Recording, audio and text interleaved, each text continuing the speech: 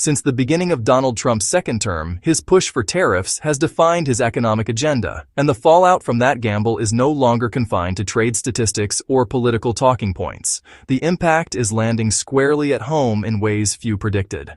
From day one, American companies warned the strategy could backfire. Importers braced for rising costs, shrinking margins, and consumers paying more for daily essentials. Overseas, both allies and adversaries signaled they wouldn't stand by quietly. Retaliations, counter-tariffs, and new restrictions piled up, exposing an unavoidable truth. U.S. consumers and exporters are now absorbing more of the burden than the foreign producers those tariffs were meant to target. The situation has since taken a sharper turn. Tariffs are no longer just pressuring import-reliant firms. They're hammering the very exporters that represent American economic might abroad. Entire industries far removed from steel or autos have become collateral damage in a trade war that refuses to ease. Among the most unexpected victims, one of the most distinctly American industries of all, alcohol. To grasp the scale, look at the sheer magnitude of the U.S. alcohol sector. In 2024, the market for alcoholic beverages in America was valued at a staggering $543 billion, more than $500 billion, larger than the economies of many nations. Within that enormous figure, spirits alone, whiskey, bourbon, vodka, rum generated over $120 billion, commanding a substantial share of sales. Whiskey, America's pride and its leading export among spirits, held more than 1/3 of that segment.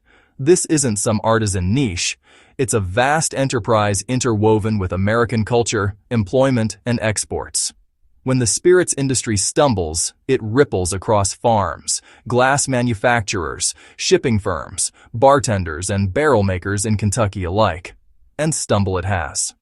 The Distilled Spirits Council of the United States reports that exports of American liquor fell 9% in the second quarter compared with last year. On paper, that number might sound mild until you see where the blows landed. Canada, once a dependable buyer and close ally, saw shipments plunge by an astonishing 85% down to under $10 million. The reason? Canadian provincial liquor boards, which control alcohol distribution, removed American brands from shelves in direct retaliation for Trump's tariffs. Domestic and international competitors quickly filled the gap. Even after Ottawa rolled back its 25% tariff last month, the damage was done. Shelves once lined with Jack Daniel's and Maker's Mark are now stocked with Canadian whiskey and Scotch. Once a brand loses its spot, regaining it is an uphill battle. The hit doesn't end at Canada's border.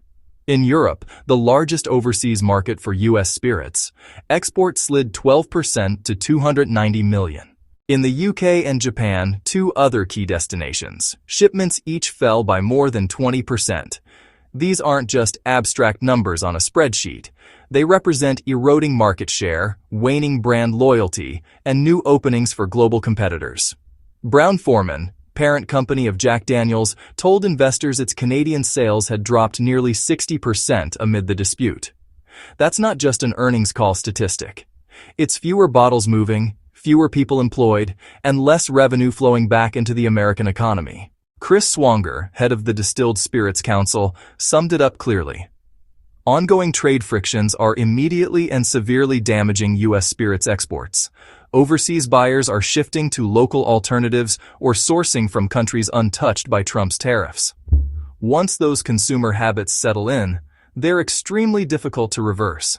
The pressure isn't confined to global markets. At home, distillers face a 1-2 punch. Domestic demand isn't matching production. Americans are still drinking, but not enough to counter the export collapse, and their tastes are changing fast. Ready-to-drink cocktails, flavored seltzers, and health-minded beverages are stealing share from traditional liquors. With inflation biting and budgets tightening, many households are trading down or cutting back. Analysts at Bloomberg Intelligence predict that United States spirit sales could shrink by 1-2% each year through 2029. In an industry this vast and slow-moving, that's a major shift, a slow rolling decline rather than steady growth. So, what happens when a sector already wobbling from changing consumer habits suddenly loses its international foothold as well? You get the crisis now unfolding. It's reached a point where even the Trump administration, normally unwavering in its hardline stance on tariffs, is considering retreat. Behind closed doors, United States officials are exploring whether to ease duties on Scotch whiskey after United Kingdom Prime Minister Keir Starmer personally raised the issue during a state visit. On the surface, that might appear a diplomatic favor to Britain. But there's another layer. Lifting tariffs on Scotch could actually aid United States bourbon makers too. Distillers in Kentucky and Tennessee sell their used barrels to Scotch producers, a trade link worth roughly $300 million a year. The United Kingdom argues that easing tariffs would help protect both its iconic Scotch industry and stabilize America's bourbon supply chain. British trade leaders estimate current United States tariffs are costing Scotch producers nearly $27 million a month in lost exports. More than 60% of all Scotch whiskey ages in barrels once used for Kentucky bourbon. Not just a trivia fact, but evidence of a tightly interlinked transatlantic system. When one end is strangled by tariffs, the entire chain suffers. Trump's policies have ironically hurt many of the very American workers they were meant to shield. Inside Washington, aides quietly fret about even suggesting tariff exemptions. One joked they could be fired for uttering the word relief in the Oval Office.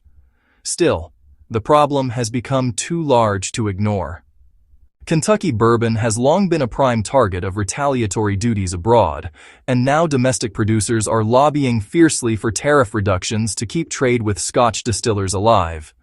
The consequences are not only economic, but political.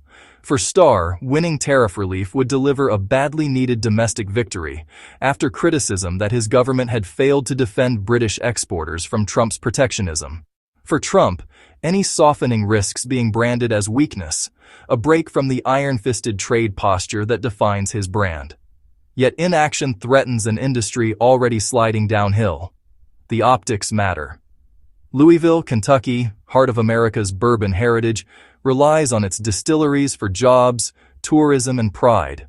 A photo of fresh oak barrels being charred evokes craftsmanship and tradition. But behind that imagery lies an unsettling truth. Warehouses filling up, exports slowing, and foreign shelves, once home to U.S. whiskey, now crowded with rivals eager to claim the space. Today, bourbon and Scotch have become stand-ins for something larger. Loosen tariffs and critics accuse you of capitulating. Keep them, and you risk hastening an industry's decline. From Scotland's First Minister John Swinney to America's own spirits associations, voices on both sides are demanding compromise. Swinney even met with Trump and Secretary of State Marco Rubio in the Oval Office for nearly an hour, arguing that tariff relief would serve both nations. The two industries are deeply intertwined. Bourbon barrels give Scotch its flavor. Scotch exports keep bourbon barrel production alive, break that balance, and both sides suffer. For now, the administration is weighing whether to reduce the 10% tariff on whiskey imports. No decision has been announced, but the fact it's under review shows the mounting pressure. With the holiday season nearing, bars need stock, distributors need stability, and workers need clarity.